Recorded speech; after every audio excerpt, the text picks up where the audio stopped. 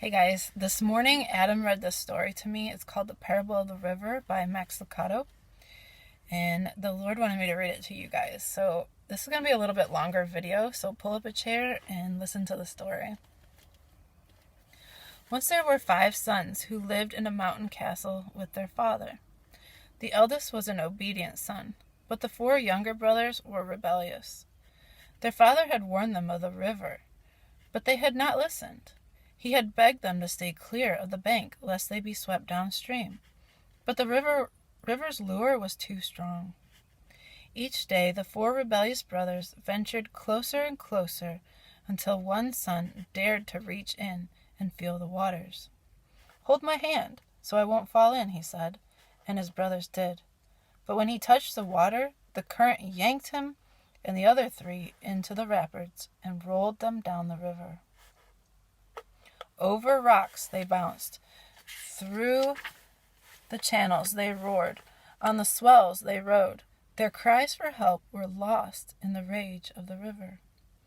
Though they fought to gain their balance, they were powerless against the strength of the current. After hours of struggling, they surrendered to the pull of the river. The waters finally dumped them on the bank in a strange land, in a distant country, in a barren place. Savage people dwelt in the land. It was not safe like their home. Cold winds chilled the land. It was not warm like their home. Rugged mountains marked the land. It was not inviting like their home. Though they did not know where they were, of one fact they were sure. They were not intended for this place.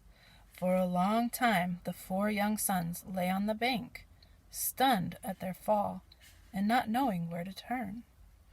After some time they gathered their courage and re-entered the waters, hoping to walk upstream. But the current was too strong. They attempted to walk along the river's edge, but the terrain was too steep. They considered climbing the mountains, but the peaks were too high. Besides, they didn't know the way. Finally, they built a fire and sat down. "We shouldn't have disobeyed our father," they admitted. "We are a long way from home."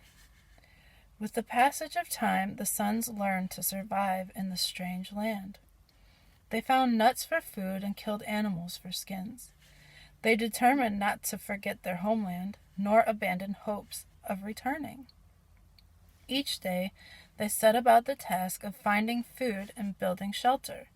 Each evening, they built a fire and told stories of their father and older brother. All 4 sons longed to see them again. Then, one night, one brother failed to come to the fire. The others found him the next morning in the valley with the savages. He was building a hut of grass and mud. "I've grown tired of our talks," he told them. "What good does it do to remember? Besides, the land isn't so bad.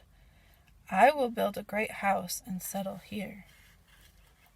"But it isn't home," they objected. "No, but it is if you don't think of the real one." "But what of father? What of him? He isn't here. He isn't near. I am to spend forever waiting his arrival? I'm making new friends. I'm learning new ways. If he comes, he comes. But I'm not holding my breath." And so the other 3 left their hut-building brother and walked away. They continued to meet around the fire, speaking of home and dreaming of their return. Some days later, a second brother failed to appear at the campfire. The next morning, his siblings found him on a hillside, staring at the hut of his brother. "How disgusting," he told them as they approached. "Our brother is an utter failure, an insult to our family name. Can you imagine a more despicable deed, building a hut and forgetting our father?"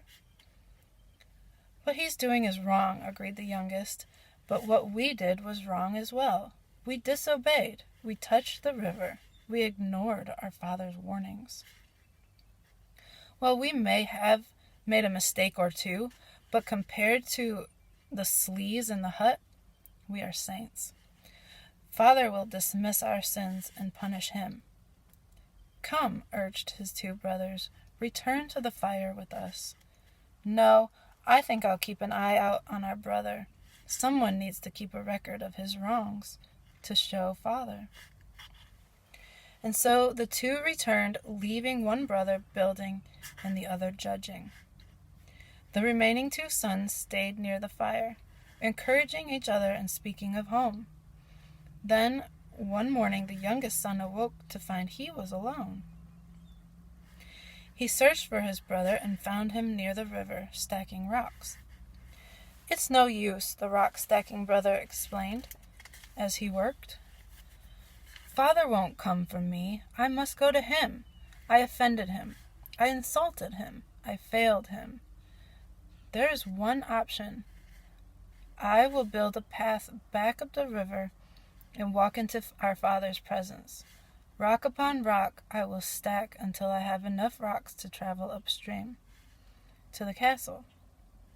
When he sees how hard I've worked and how diligent I have been, he will have no choice but to open the door and let me into his house." The last brother did not know what to say. He returned to sit by the fire alone. One morning he heard a familiar voice behind him. "Father has sent me to bring you home." The youngest lifted his eyes to see the face of his oldest brother. "You have come for us," he shouted. For a long time the two embraced. "And your brothers?" the eldest finally asked. "One has made a home here. Another is watching him. The third is building a path up the river." And so Firstborn set out to find his siblings. He went first to the thatched hut in the valley. "Go away, stranger!" screamed the brother through the window. "You are not welcome here. I have come to take you home." "You have not. You have come to take my mansion." "This is no mansion," Firstborn countered. "This is a hut." "It's a mansion, the finest in the lowlands. I built it with my own hands. Now go away. You cannot have my mansion." "Don't you remember the house of your father?" "I have no father. You were born in a castle in a distant land where the air is warm and the fruit is plentiful. You disobeyed your father and ended up in this strange land. I have come to take you home." The brother peered through the window at Firstborn as if recognizing a face he'd remembered from a dream. But the pause was brief, for suddenly the savages in the house filled the window as well. "Go away, intruder," they demanded. "This is not your home." "You are right," responded the Firstborn, "but neither is it his." The eyes of the two brothers met again. Once more the hut-building brother felt a tug at his heart. But the savages had won his trust. "He just wants your mansion," they cried. "Send him away." And so he did. Firstborn sought the next brother. He didn't have to walk far. On the hillside near the hut, within eyesight of the savages, sat the fault-finding son.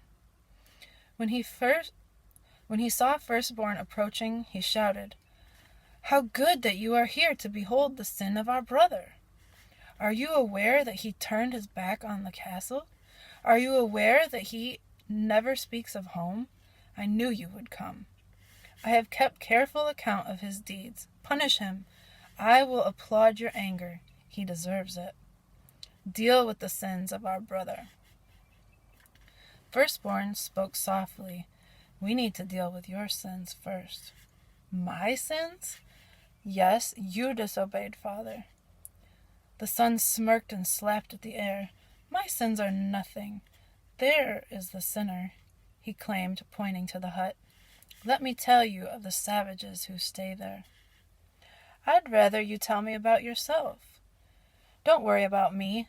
Let me show you who needs help," he said, running toward the hut. "Come, we'll peek in the windows. He never sees me. Let's go together." The son was at the hut before he noticed that Firstborn hadn't followed him. Next, the eldest son walked to the river. There he found the last brother knee-deep in the water stacking rocks. "Father has sent me to take you home." The brother never looked up. I can't talk now. I must work. Father knows you have fallen, but he will forgive you.